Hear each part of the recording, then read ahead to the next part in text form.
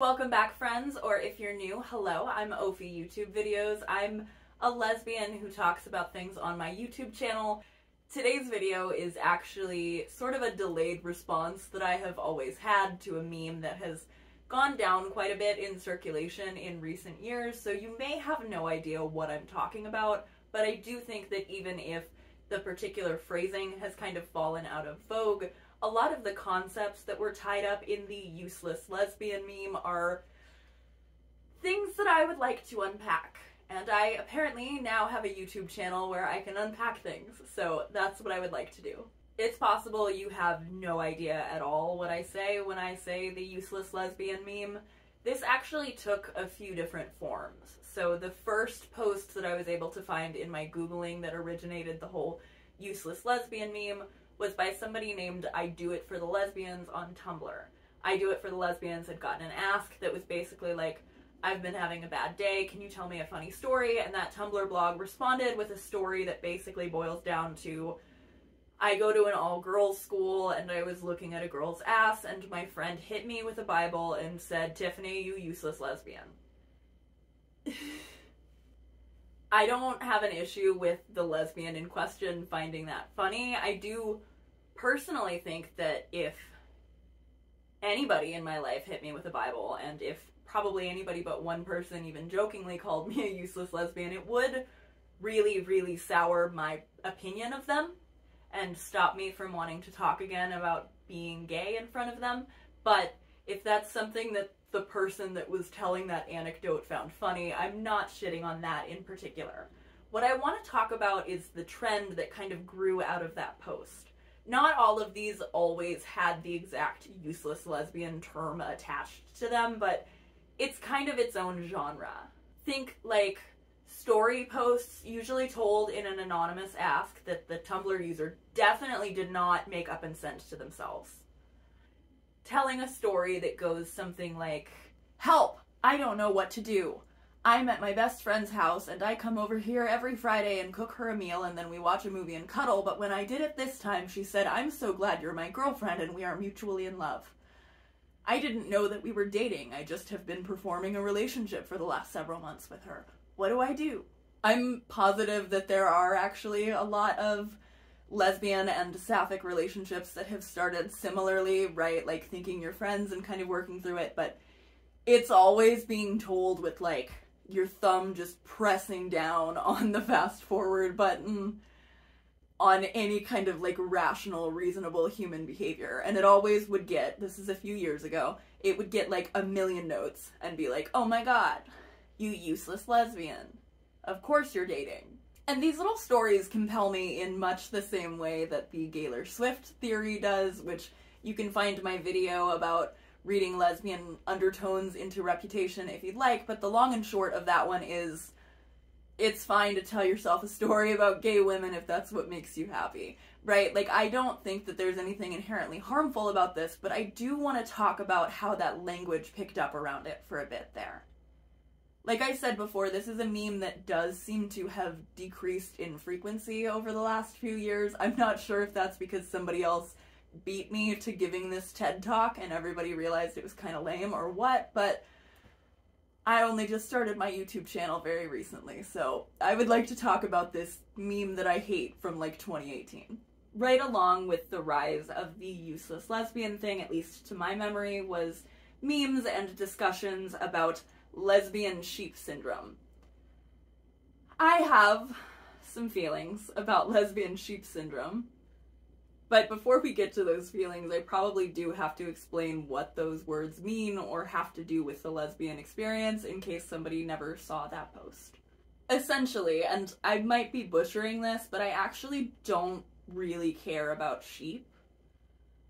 But the theory is that because gay male sheep don't have any issue with going up to each other and attempting to get it on and have some non-procreational sex, that probably the lady sheep also would be capable of gay desire. But because the way that a female sheep participates in sheep courtship is just to stand there and be ready and want to be, like, mounted, they don't do anything to act on that supposed homosexual desire that these female sheep are having.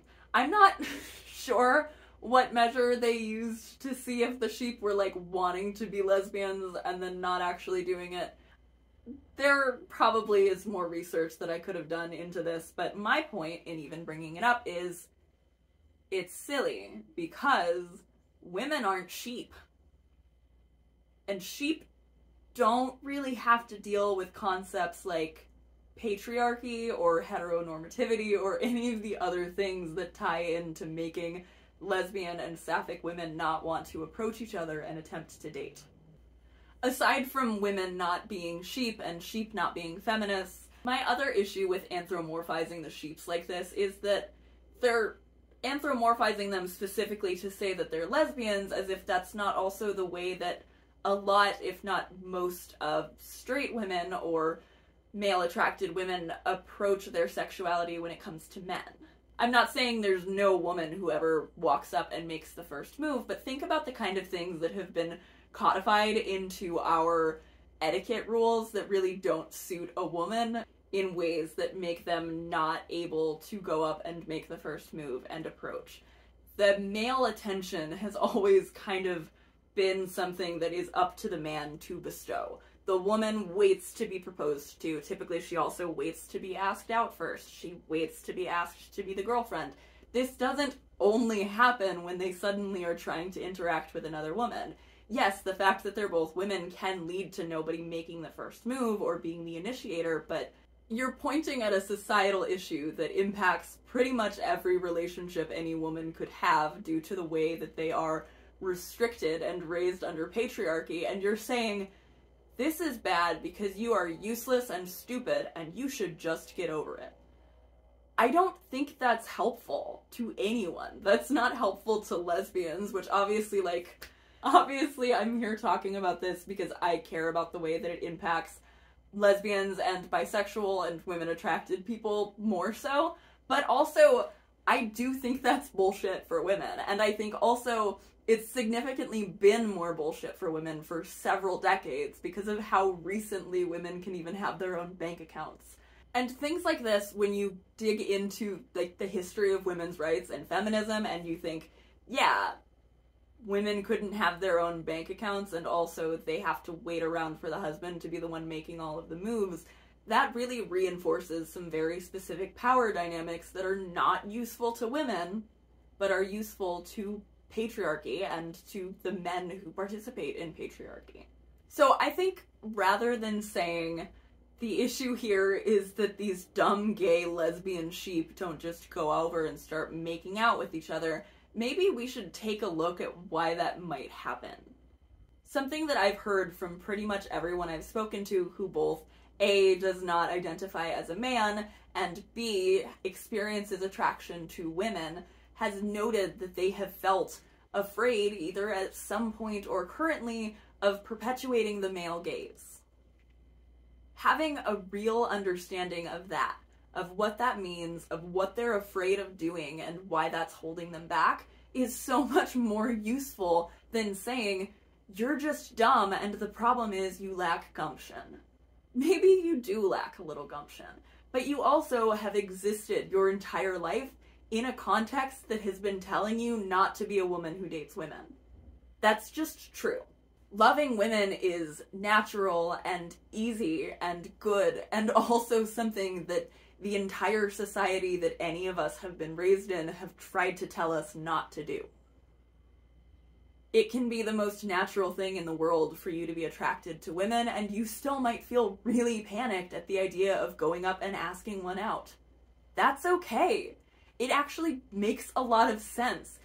It makes a lot of sense to come to the conclusion that if you do something, you might accidentally be creepy, and that it's easier to just not do anything that might be creepy than it is to put yourself out there and make somebody feel uncomfortable.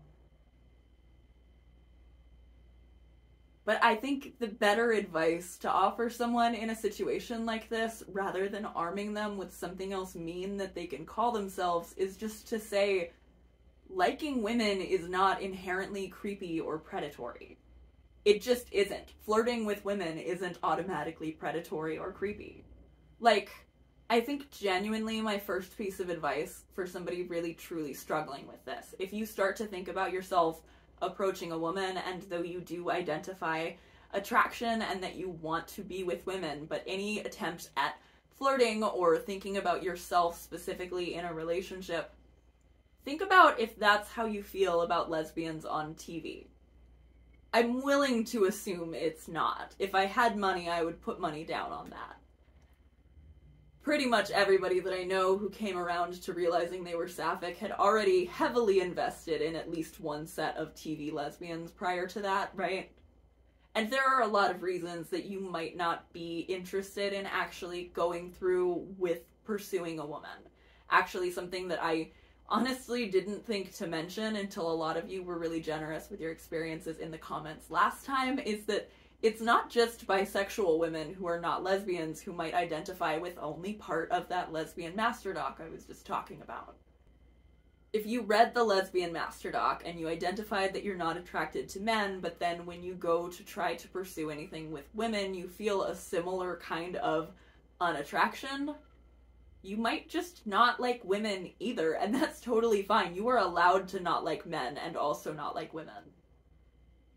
For the purpose of this video, and though I have been saying lesbian already, I am talking directly to people who have identified their attraction to women as something that they want to pursue. If you're not ready yet to stop being a useless lesbian, like if you just want to play around with calling yourself gay and you're also not sure if you're ready to date a woman yet, that's fine.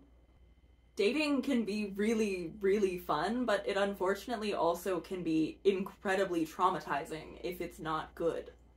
So if you do feel genuine attraction to women and you also don't feel weird and uncomfortable about watching that play out between women on TV or in books or movies, you might be operating from a place of some unexamined internalized homophobia. And that's okay. Literally everybody at some point or another has had to work to unlearn this. We all have to work every day to continue the work of unlearning it.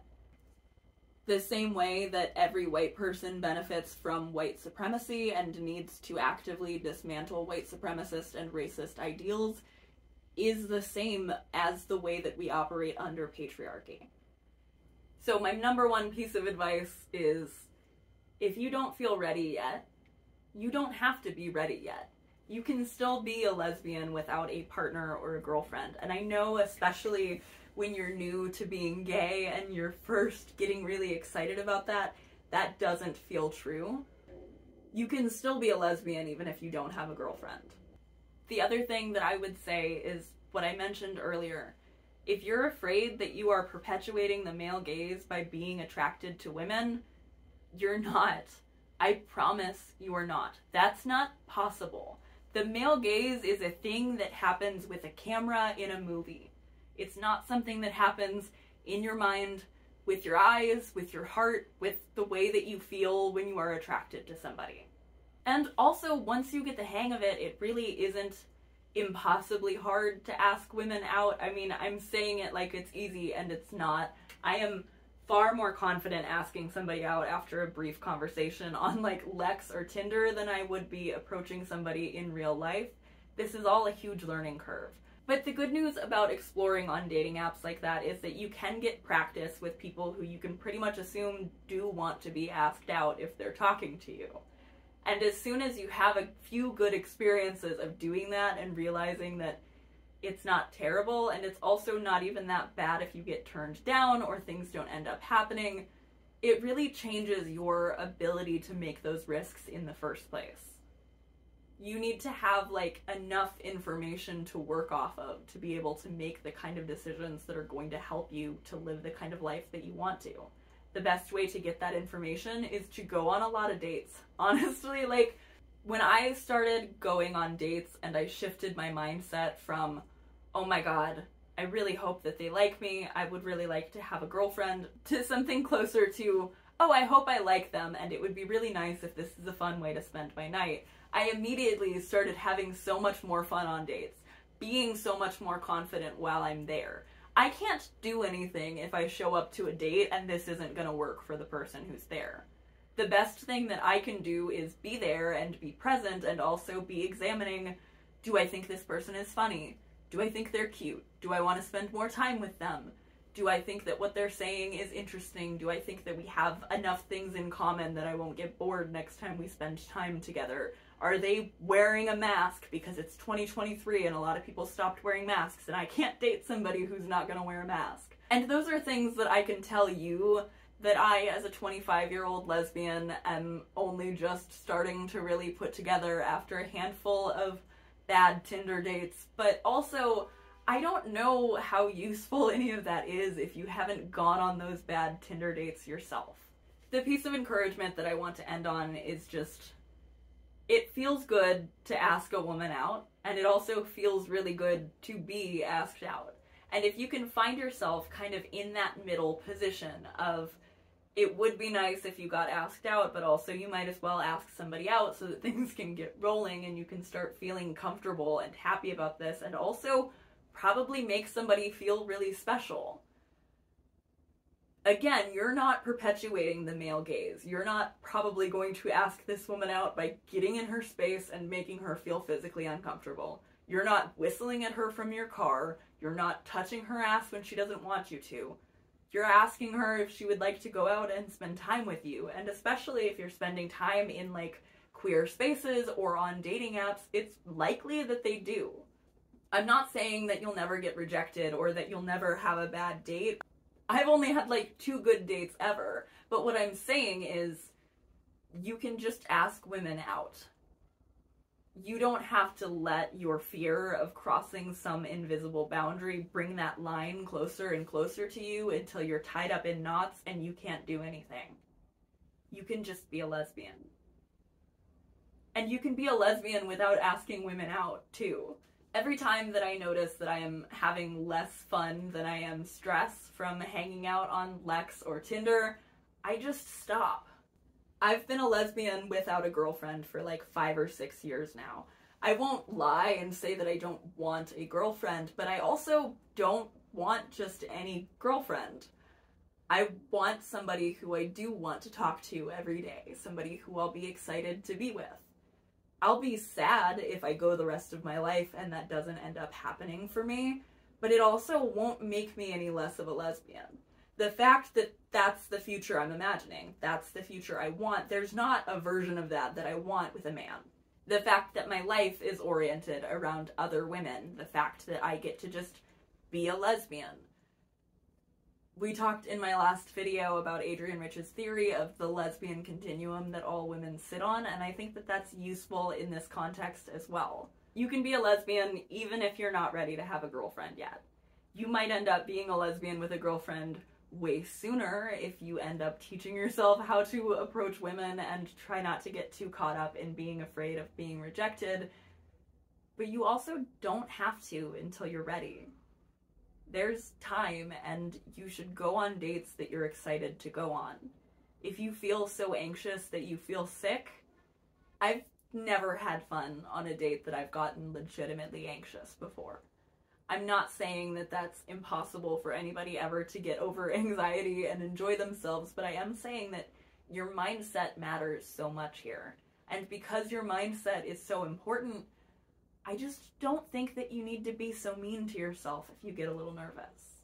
You're not a useless lesbian. You're being brave for trying.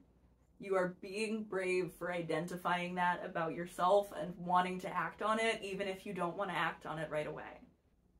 Lesbian Sheep Syndrome is not real. But fear of rejection is, and it can really fuck you up. So